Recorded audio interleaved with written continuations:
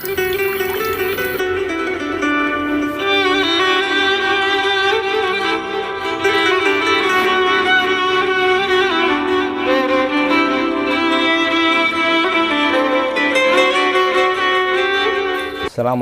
warahmatullahi wabarakatuh. Bismillahirrahmanirrahim. Innal hamdalillahi nahmaduhu wa nasta'inuhu wa nastaghfiruh wa na'udzubillahi minasy syururi anfusina wa min sayyiati a'malina may yahdihillahu fala mudhillalah wa may yudhlil fala hadiyalah. Asyhadu an la ilaha illallah wa asyhadu anna Muhammadan abduhu wa rasuluhu la nabiyya ba'da. Amma ba'du. Sahabat sekalian, di dalam realitas kehidupan ini ada banyak orang-orang yang Allah pertemukan dengan kita. Satu pertanyaan untuk itu adalah, apakah pertemuan kita dengan orang-orang terkhusus yang Allah dekatkan dengan kita hanya sebatas pertemuan yang lazim saja? Sahabat sekalian, ketahuilah bahwa Allah mempertemukan orang lain kepada kita, dan sekaligus juga Allah mendekatkan diri kita kepada yang lain. Dimaksud adalah bukan hanya sebatas perkara yang lazim saja.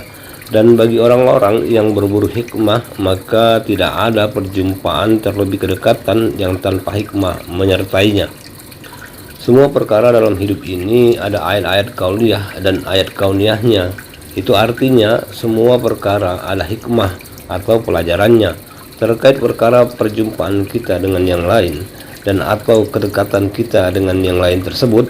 Salah satu ayat kauliyahnya adalah ayat yang menginformasikan bahwa Allah menciptakan manusia itu berbangsa-bangsa dan bersuku-suku. Allah Subhanahu wa taala berfirman, "A'udzubillahi minasyaitonirrajim, wa ja'alnakum syuhuban wa qabala lita'arafu," yang artinya, dan kami jadikan kamu berbangsa-bangsa dan bersuku-suku agar kamu saling mengenal. Surah Al-Hujurat ayat 13. Ayat ini sangat luas maknanya, bukan hanya sebatas diksi bangsa dan suku saja. Hikmah utamanya adalah untuk saling mengenal di semua keadaan dalam kolaborasi antara sesama makhluk. Bukan hanya sesama manusia saja, tetapi juga binatang dan tumbuhan, serta terhadap semua perbendaharaan langit. Ketika kita bicara mengenal, maka itu sangat luas pula maknanya. Untuk itu, pada kajian kita kali ini, kita akan berfokus kepada satu pengenalan terhadap sesama manusia dalam ruang lingkup mengenal salah satu sifat buruk manusia, yaitu kemunafikan. Sahabat sekalian, kolaborasi kita dengan semua orang yang Allah datangkan dan atau kita sendiri yang didatangkan kepada orang lain di sepanjang perjalanan hidup kita ini, yang kesemua itu adalah atas pengaturan dan ketetapan Allah dan atas kalimat kun fayakunnya. Maka jika demikian kita memaknainya, pastilah kancah tersebut penuh dengan hikmah-hikmah. Dan pada kajian kita kali ini kita akan berfokus kepada muamalah antar sesama manusia, terkhusus muamalah bersikap dalam menghadapi manusia yang bersifat munafik, dengan judul kajiannya yaitu Hikmah Punya Teman Munafik. Sahabat sekalian, perlu kita ingat selalu bahwa sifat munafik sangat ditolak di dalam Islam. Ada banyak ayat Al-Quran yang menjelaskan dan menegaskan tentang ciri-ciri munafik. Dan orang munafik adalah sangat dibenci oleh Allah Subhanahu wa taala dan Nabi Muhammad SAW. Mengapa demikian? Sejarah mencatat, adapun contoh bentuk tindakan konkret dari sifat munafik tersebut adalah dulu ketika Rasulullah berdakwah di Madinah, Rasulullah sering sekali diganggu, diolok-olok, bahkan ditentang oleh kaum munafik. Dari skala literatur sebagai muslim, kaum munafik ini adalah mereka yang mengaku Islam tapi ternyata berdusta dan berkhianat kepada Nabi. Kemudian mereka bersekongkol dan bermuslihat dengan suku-suku yang membenci Nabi. Salah satu contoh figur munafik di masa Rasulullah adalah Abdullah bin Ubay. Dia adalah tokoh kaum munafik di Madinah. Abdullah membenci Nabi Muhammad karena eksistensi Nabi di Madinah menjadi penghalang baginya untuk mewujudkan ambisi berkuasanya di Madinah. Ditambah lagi karena Abdullah berpotensi menjadi pemimpin Madinah kala itu. Namun karena Rasulullah hijrah dan mengubah tatanan kehidupan masyarakat Madinah sesuai tuntunan Islam, popularitas Abdullah menurun. Abdullah murka dan membenci Nabi. Ia kerap mengolok-olok Nabi dan Islam. mengadu domba kaum muslimin, memfitnah dan bersekongkol dengan Yahudi yang memusuhi Nabi. Rasulullah dalam sebuah hadis menjelaskan, tanda-tanda orang munafik itu ada 3, yaitu jika berbicara berdusta, jika berjanji mengingkari, dan jika dipercaya berkhianat. Kemudian ada hadis lain yang menjelaskan bahwa berdebat hingga melampaui batas termasuklah juga kategori munafik. Mengapa menjadi penting kita berhujah kepada tuntunan dalam menghadapi orang-orang munafik ini? Ada beberapa argumentasinya. Yang pertama adalah bentuk-bentuk kemunafikan itu terus bermutasi mengiringi tingkat akal manusia. Sekarang ini dusta itu bagian dari strategi mencapai tujuan. Dengan demikian sebagian dianut dan dikatakan sah-sah saja. Janji diingkari dengan alasan tidak ada hitam di atas putih. Sekilas ini juga seolah-olah sah-sah saja. Kemudian berkhianat dengan dalih terpaksa karena keadaan, katanya terlahir berdebat melewati batas. Tema debatnya dibatasi, tapi ajangnya dibuat terbuka di mana-mana, dan ini juga dianggap sah-sah saja. Sekarang kita mulai berpikir, mengapa menjadi penting memahami dan mempraktekkan tuntunan dalam menghadapi manusia munafik. Sahabat sekalian, dalam ilmu syariat dikatakan ada 3 bentuk sikap yang harus kita lakukan dalam menghadapi figur orang-orang munafik tersebut. Sikap yang pertama adalah menasehatinya. Untuk orang munafik yang masih ada sisi untuk mereka sadar, maka berikanlah nasihat yang positif kepadanya. Karena dengan nasihat yang baik tersebut diharapkan bisa merubah karakter kemunafikannya.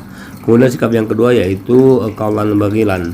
Qaulan bagilan ini maksudnya memberikan ungkapan kata-kata yang terang dan jelas tanpa ada basa-basi, atau bahasa lainnya to the point. Adalah cara yang paling strategis untuk mendekatkan orang munafik menuju kebenaran. Qaulan bagilan ini ungkapan rasional yang cepat dicerna oleh logika fikir orang munafik. Karena orang-orang munafik memang diberikan nalar yang relatif tinggi.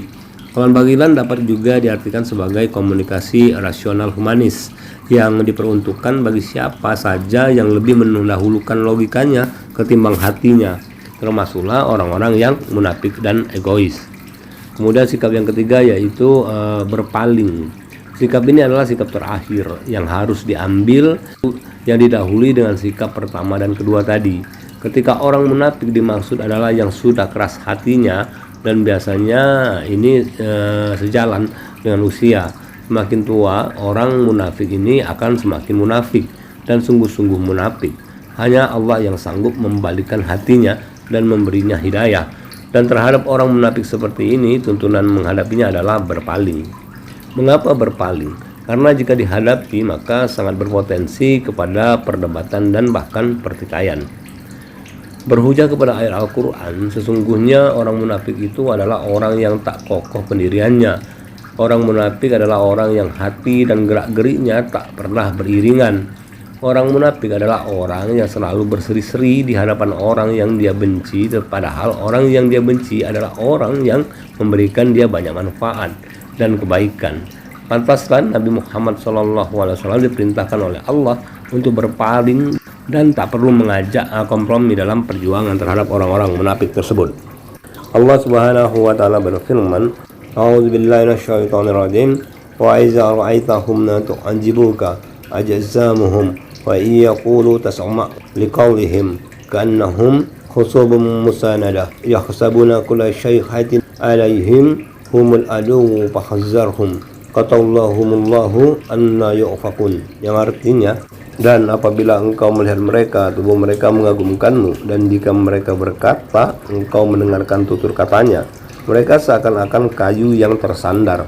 Mereka mengira bahwa setiap teriakan ditujukan kepada mereka. Mereka itulah musuh yang sebenarnya, maka waspadalah terhadap mereka. Allah membinasakan mereka. Bagaimanakah mereka dapat dipalingkan dari kebenaran? Surah Al-Munafikun ayat 4. Pada ayat ini Allah menerangkan bahwa orang-orang munafik itu terlihat sangat menakjubkan. Tubuh mereka tegap-tegap, simpatik dan lancar berbicara serta mengasyikkan. Apabila mereka berkata, orang senang mendengarnya karena tutur bahasanya yang teratur, menarik dan tidak membosankan. Seperti juga kalau di akhir zaman ini, seperti orang-orang yang memanfaatkan kemampuan bicaranya untuk mencari-cari perhatian kepada orang yang dia butuhkan. yang sebetulnya secara keseluruhan warna bicaranya hanya sebatas membuat orang-orang yang mendengarkannya bergelak tawa kosong. Dan figur seperti inilah yang banyak menjadi pusat perhatian orang-orang yang fasik. Figur demikian dipandang Allah, mereka tidak ubahnya seperti kayu yang tersandar, benda yang mempunyai bentuk tetapi tidak bernyawa.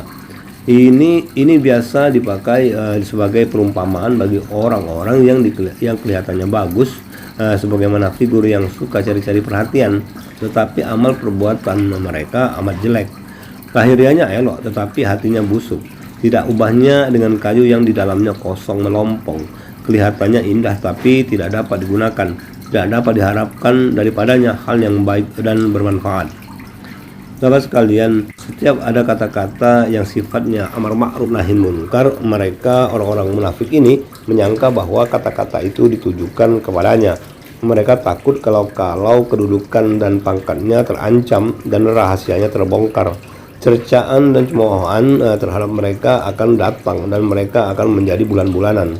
Sebagaimana Allah Subhanahu wa taala berfirman yang artinya, mereka kikir terhadapmu apabila datang ketakutan bahaya. Kamu lihat mereka itu memandang kepadamu dengan mata yang terbalik-balik seperti orang yang mau pingsan karena akan mati. Dan apabila ketakutan telah hilang, mereka mencaci kamu dengan lidah yang tajam. Surah Al-Ahzab ayat 19.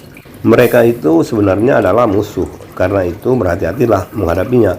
Jangan terpengaruh dengan keramah tamahan mereka, dan jangan termakan dengan bujuk rayu mereka. Mereka kelihatan tersenyum, tetapi di dalam hatinya terpendam dendam yang mendalam, itikat jahat yang membawa maut. Mereka itu dilaknat oleh Allah dan jauh dari rahmatnya karena perbuatan mereka yang sangat jahat. Penerangan dan penjelasan tentang kebenaran telah cukup diberikan kepada mereka, tetapi mereka itu membuang kebenaran itu dan melaksanakan kebatilan yang dilarang oleh Allah Subhanahu wa taala. Sebagaimana Allah Subhanahu wa taala berfirman, "A'udzubillahi minasyaitonir rajim. Zalika bi'annahum amanu summa kafaru fa tubi'a 'ala qulubihim wa fahum la yafqahun." Yang artinya, yang demikian itu karena sesungguhnya mereka telah beriman kemudian menjadi kafir, maka hati mereka dikunci sehingga mereka tidak dapat mengerti. Surah Al-Munafikun ayat 3. Tafsir ayat ini menjelaskan orang-orang munafik itu melakukan perbuatan keji yang demikian itu karena sesungguhnya mereka telah mengaku beriman secara lisan kemudian menjadi kafir karena iman mereka hanya di mulut. Maka hati mereka dikunci oleh diri mereka sendiri sehingga mereka tidak dapat mengerti pentingnya iman, dan iman pun tidak akan pernah masuk ke dalam hati mereka karena hatinya terkunci. Pada ayat ini Allah menerangkan bahwa perbuatan jahat dan hina orang-orang munafik itu adalah karena mereka itu menampakkan iman pada lahiriahnya saja, kemudian mereka kafir dan ingkar dalam batinnya. Mereka itu tadinya memang beriman, lalu mereka kafir dan menyembunyikan kekafirannya, yang menyebabkan hati mereka dikunci mati sehingga tidak dapat lagi memahami dan mengetahui mana yang baik, mana yang buruk, dan sebagainya. Akhirnya mereka itu tidak ada bedanya dengan orang-orang yang bisu, tuli, dan buta, sebagaimana disebutkan di dalam firman Allah Subhanahu wa taala, yang artinya, dan perumpamaan bagi penyeru orang yang kafir adalah seperti pengembala yang meneriaki binatang yang tidak mendengar selain panggilan dan teriakan. Mereka tuli, bisu, dan buta, maka mereka tidak mengerti. Surah Al-Baqarah ayat 171. Ayat ini menyentuh manusia seluruhnya. Mengapa demikian? Karena semua manusia itu adalah percaya bahwa Allah itu ada, tapi hanya di lidahnya saja. Sedang pada amalannya mereka bertuhan kepada yang lain dan mengingkari ayat-ayat Allah dan sunnah Rasulullah. Semua percaya bahwa Allah itu ada, tapi tidak mengaplikasikan kepercayaan itu hingga ke tingkat hakul yakin dengan berhujah kepada ayat-ayat Allah, yaitu Al-Quran Al-Karim. Bagi umat muslim, semua merasa sebagai umat Rasulullah, tetapi enggan mengamalkan sebagian sunnah beliau. Kedua golongan inilah munafikun yang sesungguhnya. Kemudian pada realitas kehidupan ini ada juga mereka yang munafik yang sampai kepada level terkeji, yaitu mereka menutupi kemunafikannya dengan agama. Mereka salat, mereka juga membaca Al-Quran, dan senantiasa lidahnya mengucapkan kalam-kalam bernuansa agama. Ketika dia salat, lakunya menyembah Allah. tetapi setelah sholat dia menyembah yang lain. Contoh, dia menganggap uang itu dia yang dapatkan dengan segala cara yang dia lakukan. Obat yang menyembuhkannya, jabatan yang meninggikannya, kemiskinan yang menyengsarakannya, kesehatan yang menghidupkannya. Ini adalah bentuk-bentuk penyembahan selain Allah. Satu ilmu tauhid yang sudah sangat jarang dipahami dan diamalkan, yaitu meninggalkan asbab adalah haram, meyakininya adalah syirik. Ini maknanya adalah kalau sakit jangan tinggalkan berobat, harus berobat karena haram kalau tidak berobat. Tapi jangan meyakini bahwa obat itu yang menyembuhkan, karena itu adalah kesyirikan. Yang menyembuhkan itu adalah Allah, zat yang maha menyembuhkan. Jadi mereka-mereka yang beriman hanya sebatas lidah dan tampilannya saja, adalah hati mereka dipenuhi dengan penyakit iri, dengki, kikir, lagi kufur. Mereka yang munafik ini bisa bersikap manis kepada orang-orang yang dia butuhkan saja, dan sebaliknya, demi kepentingan dan keinginannya itu mereka rela korbankan harga diri mereka. Kemudian jika mendapati orang lain mendapat rezeki lebih, mereka akan iri. Namun jika mereka yang mendapatkan rezeki lebih, maka mereka menjadi kikir. Kalau ditanya apakah mereka beriman, maka mereka menjawab dengan lantang, iya kami beriman. Satu lagi ciri khas mereka yang munafik adalah mereka yang banyak berbicara tentang hal-hal yang tak bermanfaat, berbicara hal-hal tanpa mengambil hikmahnya, tak lebih hanya sebatas trik dan intrik untuk menutupi kemunafikannya. Semakin bertambah umurnya, semakin tua dia, maka semakin banyak dia bicara yang sia-sia.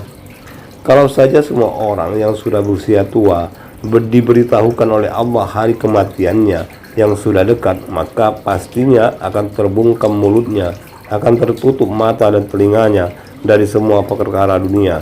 Itu artinya ketika orang di usianya sudah tua masih banyak melihat, masih banyak mendengar dan bicara yang sia-sia, dalam artian tidak ada manfaatnya untuk kematiannya, maka dia adalah golongan orang-orang yang tidak peduli akan kematiannya yang sebentar lagi. Sahabat sekalian, jadi sebagai seorang muslim, kita diajarkan untuk waspada terhadap kejahatan orang-orang di sekitar kita dan menjalankan strategi tuntunan dalam menghadapinya. Terhadap orang-orang munafik tersebut, maka nasihati dia. Kalau tidak juga berubah, jelaskan dengan cara to the point. Dan kalaulah tetap tidak mau berubah juga, maka berpalinglah dari mereka. Secara konsep naturalitas, orang munafik itu semakin tua semakin munafik dan semakin halus kemunafikannya.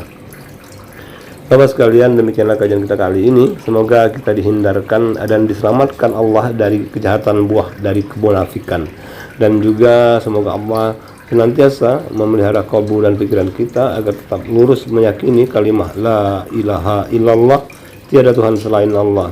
Hasbunallah wa ni'mal wakil, ni'mal maula wa ni'man nasyir, la haula wala quwata illa billahil aliyil azim. Amin ya rabbal alamin. Sahabat sekalian, demikianlah kajian kita kali ini. Semoga dengan kajian singkat ini kita mendapatkan kepahaman yang holistik dan universal. Untuk itu, dan ini saya mohon undur diri. Terima kasih atas segala perhatian dan mohon dimaafkan atas segala kekurangannya. Semua kebenaran yang kita dapatkan dari kajian ini, wabil khusus untuk saya pribadi, bahwa semua kebenaran itu adalah semata-mata dari Allah Subhanahu wa Ta'ala, dan untuk semua kekurangannya adalah mutlak dari diri saya pribadi. Untuk itu, sekali lagi saya mohon maaf yang sedalam-dalamnya. Sampai berjumpa lagi pada judul kajian selanjutnya, dan salam tasawuf. Assalamualaikum warahmatullahi wabarakatuh.